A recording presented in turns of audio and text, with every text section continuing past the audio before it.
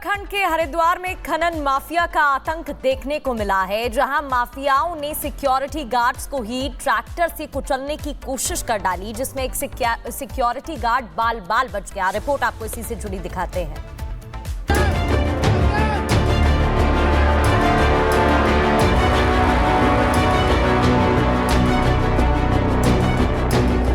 उत्तराखंड के हरिद्वार में खनन माफियाओं का ऐसा आतंक देखने को मिला है जो ये सोचने पर मजबूर कर देगा कि अवैध खनन के लिए ये माफिया किस हद तक गुजर सकते हैं।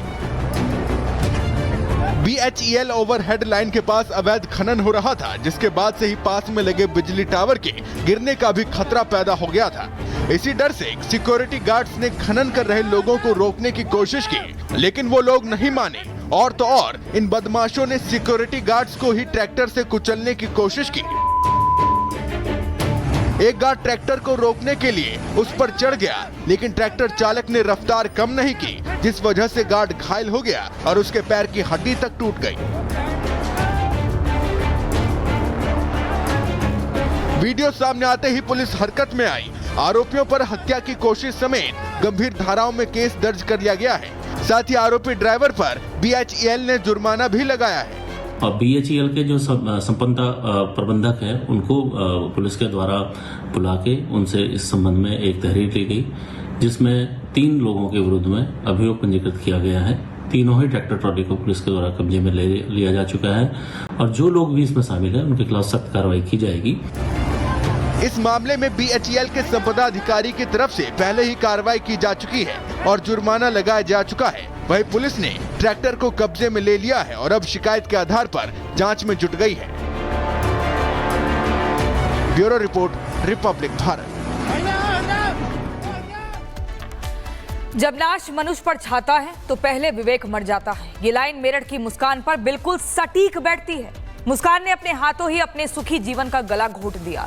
कैसे एक हत्यारन पत्नी ने अपने पति के शव के 15 टुकड़े किए। उस विभत्स हत्या की विभत्स पोस्टमार्टम रिपोर्ट आ चुकी है। इस रिपोर्ट में देखिए।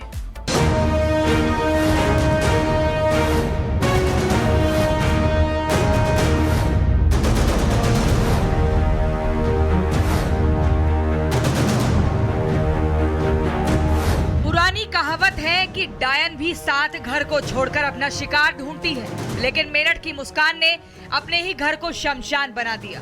अपनी खुशहाल गृहस्थी में आग लगा दी। उसे बर्दाश्त नहीं हुई अपनी बेटियों की खुशियां। जिस पति ने उसे प्यार, इज्जत, सुख, सुविधा और मान सम्मान दिया, उसे ही उसने अपने नाजायज संबंधों की बलि पर चढ़ा दिया।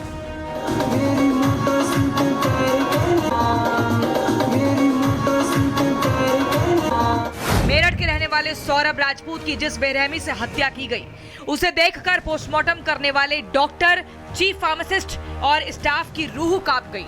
अब उस पोस्टमार्टम की रिपोर्ट आ गई है जो बहुत ही विभत्स है। पोस्टमार्टम रिपोर्ट के मुताबिक वार्ड से सौरभ के सिर को धड़ से अलग किया गया। धारदार हथियार से गर्दन के चारों ओर घाव किए गए। दाहिने कान से 7 सेंटीमीटर नीचे घाव मिला। जबड़े के दाहिनी और 4 सेंटीमीटर नीचे चोट की गई। चिन से 6 सेंटीमीटर नीचे जख्म मिला। बाएं कान से 8 सेंटीमीटर नीचे और जबड़े का 4 सेंटीमीटर हिस्सा कटा हुआ मिला।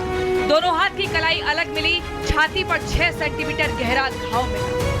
मेरठ का सनसनीखेज सौरभ हत्याकांड का मामला लगातार आए दिन नए मोड़ ले रहा है और अब पोस्टमार्टम रिपोर्ट्स में जो बातें हुई हैं, जो डॉक्टर्स की तरफ से कहा गया है, वो भी एक बहुत बड़ा खुलासा है। और यहाँ पर जो पोस्टमार्टम में जो डॉक्टर्स इन्वॉल्व थे, उन डॉक्टर्स की तरफ से कहा गया है कि 2 हफ्ते से ज़्यादा वक्त पहले सौरभ की हत्या की गई थी। और ये भी बताया गया उन डॉक्टर्स की तरफ से कि जो बॉडी है वो कई पार्ट्स में थी। साथ ही साथ ये भी इस पोस्टमार्टम के दौरान डॉक्टर्स की तरफ से कहा गया कि जो सौरभ की स्किन है उसे सीमेंट डालकर गलाने की कोशिश की गई। मुस्कान और साहिल ने 4 मार्च को सौरभ की हत्या की और उसके बाद मनाली घूमने चले गए। शातिर मुस्कान हत्याकांड को अंजाम देने के बाद सौरभ का फोन लेकर घूमने गई थी। सौरभ के फोन की 6 मार्च की एक चैट सामने आई है। मुस्कान की साजिश डीकोड, जिसमें मुस्कान ने सौरभ बनकर उनकी बहन से चैट की। सौरभ के मोबाइल से मैसेज भेजे। मैसेज से भरोसा दिया कि सब ठीक है। मुस्कान ने बताया कि वो मनाली घूमने आई है। बहन ने पूछा कि बेटी को साथ क्यों नहीं ले गए, तो उसकी तबीयत खराब होने का हवाला दिया। फिर हैप्पी होली और होली की पार्टी की बात की। सौरभ की बहन को शक हुआ तो उन्होंने कॉल किया, लेकिन मुस्कान ने व्हाट्सएप कॉल रिसीव नहीं किया। 4 तारीख को उन्होंने मारा, 4 तारीख को उन्होंने मारा है, फिर 5 को गए ना, 5 की शाम को वो चले गए हैं। फोन करते थे, वो मैसेज कर रहे थे, हमें नहीं पता था उनका फोन वही चला रही है। सौरभ के फोन से मैसेज आ रहे थे, डीप स्टेटस लगा रही थी वो। अच्छा, सौरभ का फोन इस्तेमाल करके वो स्टोरी और स्टेटस सब शेयर कर रही थी। जी जी, सब शेयर कर रही थी। एक डाउट हुआ था, वो सिंगल लगा रही थी उनका।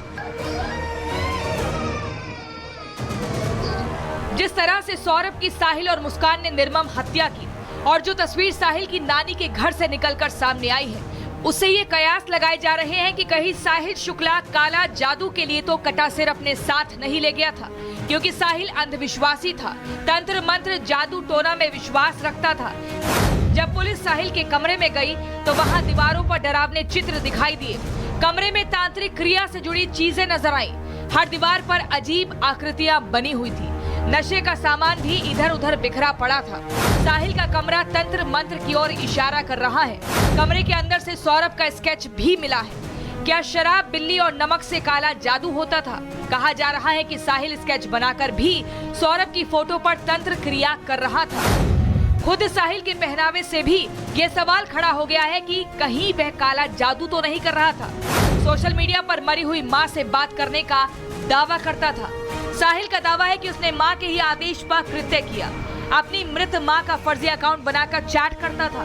पुलिस अब सभी एंगल से मामले की जांच कर रही है, लेकिन जो सत्य है वो ये है कि मुस्कान ने पहले जिस पति के साथ डांस किया, उसे ही अपने अवैध संबंधों के चलते काट डाला, कर दिए अपने पति के टुकड़े और उठा दिया अपनी मासूम बेटी के सिर से माता पिता का साया और तबाह कर लिया अपना सुखी संसार। Bureau report, Republic Bharat. और नागपुर हिंसा में अब बाहरी कनेक्शन होने के सबूत मिल रहे हैं। नागपुर सुलगाने का आका बांग्लादेशी होने का शक जताया जा रहा है। साइबर सेल के साथ साथ एनआईए की टीम भी अब हर संदिग्ध पर नजर बनाए हुए है।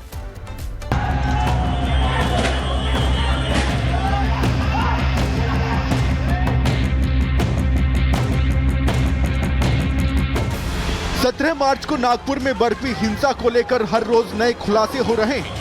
साजिश की हर परत से पर्दा उठ रहा है और नागपुर को दहलाने वाले षड्यंत्र के तार बांग्लादेश से जुड़ रहे हैं। साइबर सेल और एनआईए की टीम की जांच में सामने आए सबूत चीख चीख कर कह रहे हैं कि हिंसा सुनियोजित साजिश थी। पुलिस ने जो जांच की है उसमें हिंसा का हैंडलर बांग्लादेशी मिला है। सोशल मीडिया के जरिए नागपुर को उस रात सुलगाया गया। अब तक अलग अलग सोशल मीडिया प्लेटफॉर्म पर 144 लिंक ऐसे पाए गए हैं जिसमें दंगे का जिक्र किया गया है। 37 वीडियो लिंक को डिलीट किया गया है। जांच के दौरान भड़काऊ पोस्ट के आईपी एड्रेस बांग्लादेश के मिले हैं। पोस्ट में महिलाओं को उठाने, घर में घुसने जैसे भड़काऊ संदेश लिखे गए थे। पोस्ट में लिखा था, सोमवार के दंगे तो सिर्फ एक छोटी घटना है, भविष्य में और भी बड़े दंगे किए जाएंगे।